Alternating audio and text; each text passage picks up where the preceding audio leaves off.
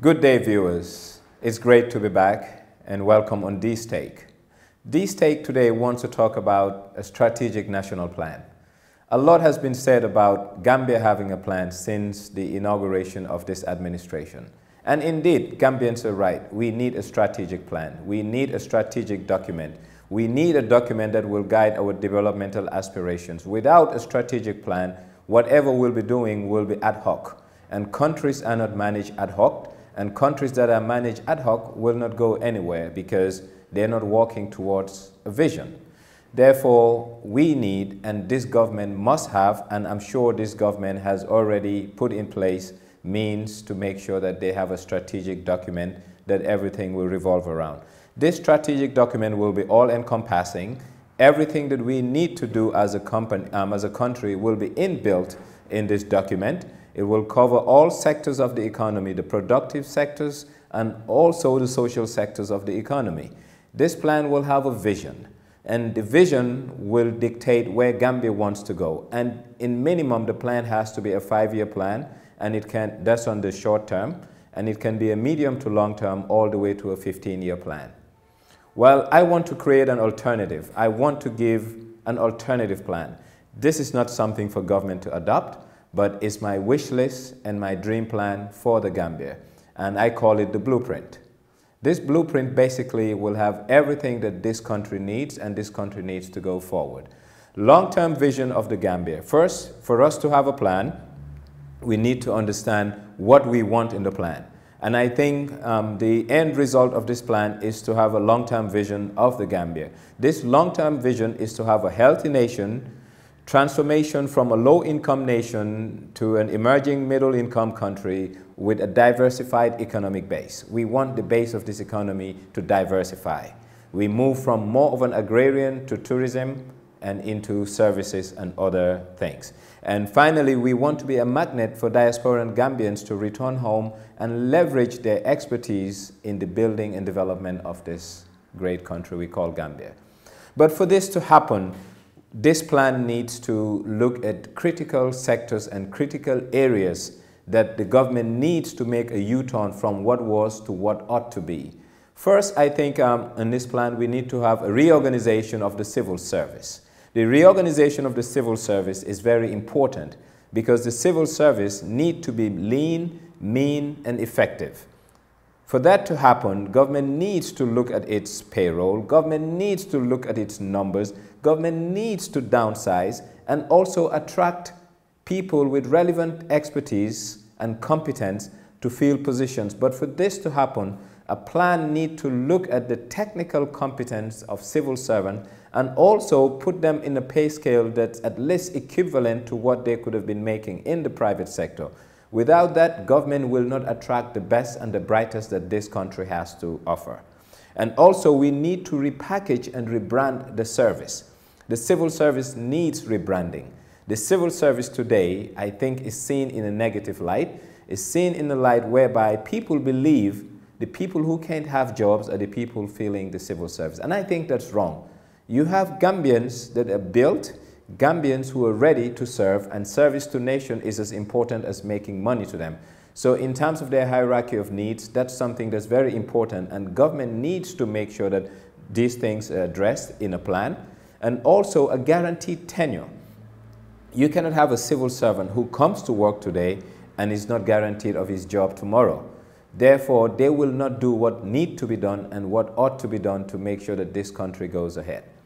Another problem that this government and the civil service has is assets. We have assets that are becoming a liability to the state, and that's the fleet of cars that this government has.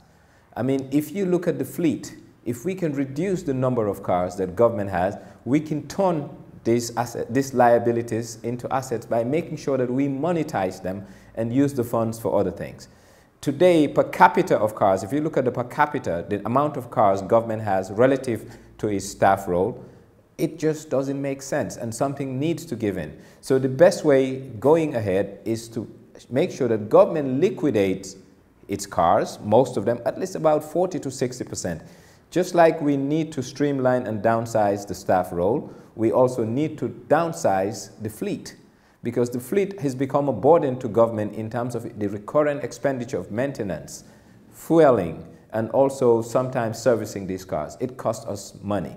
And also the government needs to standardize its fleet. If you want to buy cars from one or two companies or two brands, so that your cost in terms of maintaining becomes streamlined, your cost in terms of procurement becomes streamlined. Without this, government can't go. Then also government need to have tracking devices to make sure that government cars are used for government functions, and also to make sure that the cost of running these cars at least commensurate with the expense that we put into these cars.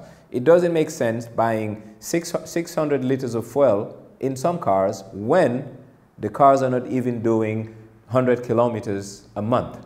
But we need monitoring mechanism, and that's where trackers come. So in terms of our strategic plan, some of our movable assets like vehicles and our fleet, we need to track them so that we can understand the efficiency and the cost associated with running these cars. Also, we need to work on our agricultural sector. Our agricultural sector is one sector that will really grow this economy.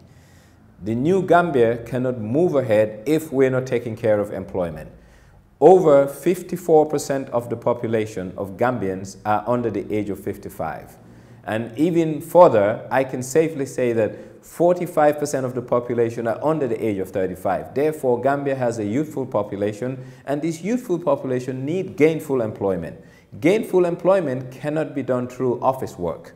So we need to find ways and means to make sure that Gambians and young Gambians, the youth in particular, have a meaningful, sustainable livelihood.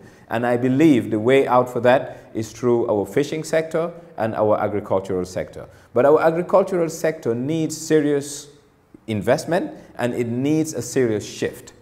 Peanuts is peanuts as far as I'm concerned, because peanuts at some point was a viable export, but we have seen that over the past 15 to 18 years, our output in terms of peanut production or groundnut production has gone down. The quality of nut produced by Gambia has gone down, and it's not going to take Gambia forward. What needs to take Gambia forward is agro-businesses that are processing based, i.e. packaging mangoes, pulping mangoes, making fruit juices out of some of our things. This is what Gambia needs, but also it has to be export oriented. Therefore, we need to have a viable agro-business sector whereby Gambia can be exporting fresh produce on a monthly basis, on a daily basis, on a weekly basis to Western Europe, because Gambia has a very good geo-proximity to Europe. 5 hours a flight can leave here and it can land anywhere in Western Europe. And I think these are things that Gambia need to take advantage of and make best use of. Another good thing that Gambia can do in our agro-business, and it will really yield significant forex, is to start a floriculture. Floriculture meaning in Western Europe during the winter months, they go as far as Kenya to buy flowers for the funeral homes, for wedding parlors and other things. And Gambia is just so close. We can be at least cultivating the roses, the chrysanthemums that should be sold in Western European markets and be flown out of Gambia on a daily basis.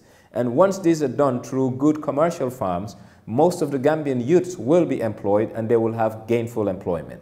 Then we look at the fishery sector. We can do two things. We can go out in the ocean and fish, and also process this fish and sell it into international markets. Equally, we can go into aquaculture, and aquaculture has great prospects, not only for food security for Gambia, also the residual can be used for exports. We can do tilapia, we can do catfish. Gambia has a diverse diasporan group in Western Europe, in North America, and other parts of the world, and we eat a lot of smoked catfish. What's stopping us from having aquaculture farms that just specialize in growing catfish, smoking catfish, packaging it, and sending them to our diasporan markets out there in Western Europe and North America? Something needs to happen, but it can only happen if we do what we do systematically, if we do what we do within a framework that is medium to long-term looking and also has a vision. Planning is something that Gambia cannot do without, and we really need to get into planning. And for this to happen, let's say today Gambia decides to zone the greater Banjul area and say, look, we will grow organic produce in this part of the country. This part of the western region will be used for mangoes.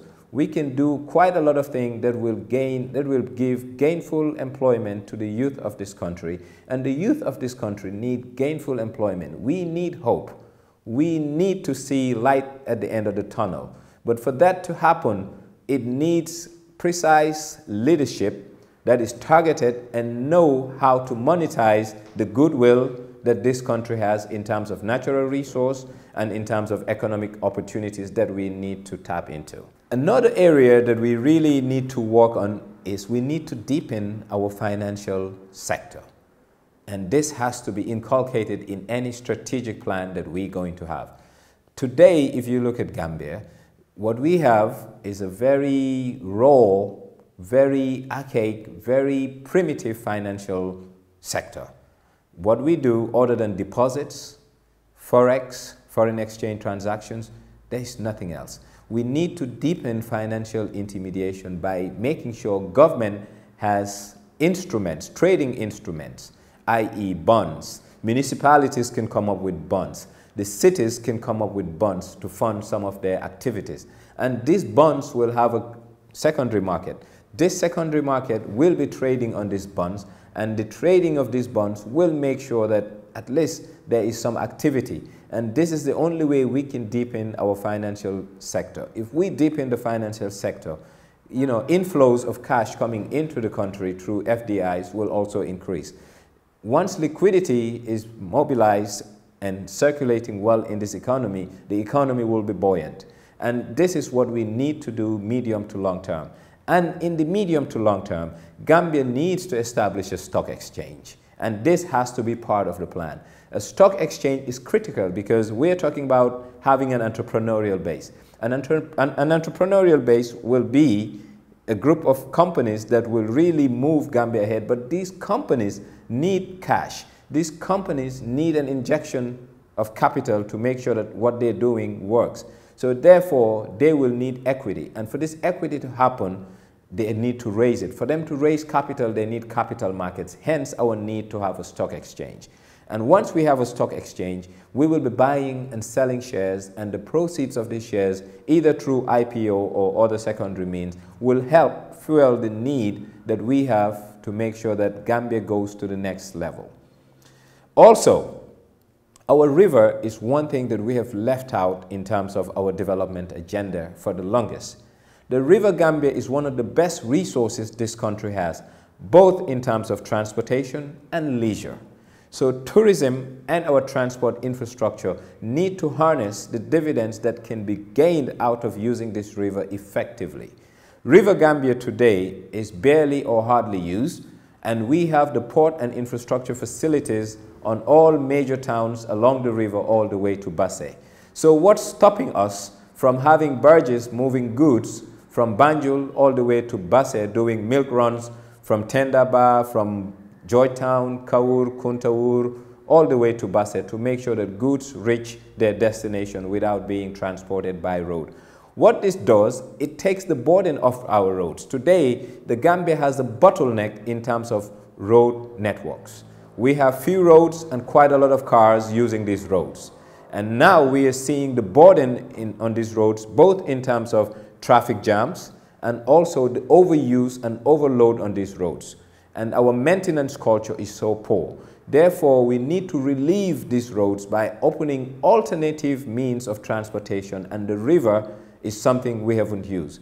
Then on the side of tourism, we also need to use the river to institute river tourism, whereby we will have riverboat gambling. We can have cruises along the river because the biodiversity along the banks of the River Gambia is so immense.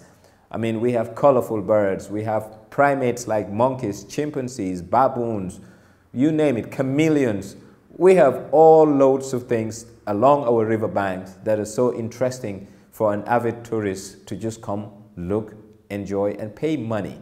But if we have natural resources that we are not willing to monetize, we're not going anywhere. And that's why any strategic plan that we're going to develop as a nation should inculcate the river at the heart of this plan, because infrastructural development is something that we need, but the infrastructural development must be anchored around the river. This country became a country and was a country during colonialism because of the river Gambia.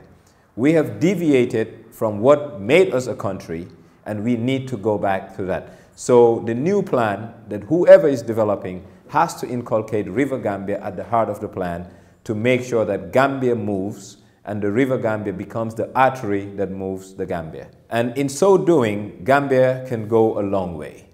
I do hope and I do believe that what it takes to build the new Gambia resides within the Gambia, not outside Gambia. The relevant expertise that we need to move this country ahead is nowhere but in Gambia and Gambians living in the diaspora. So the time has come for us to collectively work together and work hand in glove with government to build a plan. I do believe we cannot build a plan without having sectoral consultations. All the sectors of the economy, both productive and social, need to consult from the grassroots up, not the other way down. And once we have sectoral consultation, it needs to culminate into a national forum whereby we sit down as a nation with all the relevant stakeholders from all the diverse sectors of our economy, come together, build a plan that can take Gambia from where we are, which is nowhere. Currently, Gambia is at nowhere, to a plan that can take us somewhere. And this somewhere we want to go is called prosperity. Gambia wants to forge ahead, march ahead to a place called prosperity. Prosperity is not a road paved with gold, but it's a rocky road that if Gambians really want to go through it, we need to sweat, we need to think, and we need to execute. And the only way we can execute if we allow the people with the requisite skills to put up a formidable plan that is at least 15 to 20 years forward-looking, and we see how best we can execute this plan. Planning is everything, and planning is the only way to success. We plan our lives, we plan our households, and we need to plan our country. Our country needs our input, and the government, I do hope, will consult widely and diversely to make sure that everyone that matters in building a plan for New Gambia is duly consulted and duly represented, and the output of this plan shows the culmination of a wider group of Gambians trying to build a country out of a rubble that the butcher left us with. On that note, whatever plan we're going to inculcate, once again, it should have strong emphasis on healthcare delivery and education delivery. And in our educational system, we need to put quite a lot of emphasis on the sciences. The science subjects and commerce is what's going to drive this economy, because this economy ultimately is going to be a service-driven economy and a knowledge-based economy. And in a knowledge-based economy, we need people with the requisite skills to push. Therefore, this was the stake in terms of having a plan and a strategic plan, and I want us to really work on a plan. And this plan, as far as I'm concerned, I'm calling it Plan Tecito. Tecito meaning work. We need to work because we inherited a country that has been in the rubble, decimated to nothing by the butcher of Kanilai. We all owe it to Gambia to build Gambia from the rubble. We cannot build Gambia from the rubble if we are not forward-looking, if we are not willing to think out of the box, and if we are not willing to see each other and all of us as a cohesive block of one group, one people, one destiny, bound by a common interest called the survival and development of the country we all love called the Gambia. Therefore, let's plan to be successful. Let's plan to take this country from where it is to where it ought to be so that it will be a respected country, not only in our sub-region, but a model to the rest of the world. And thank you, and this was The Stake.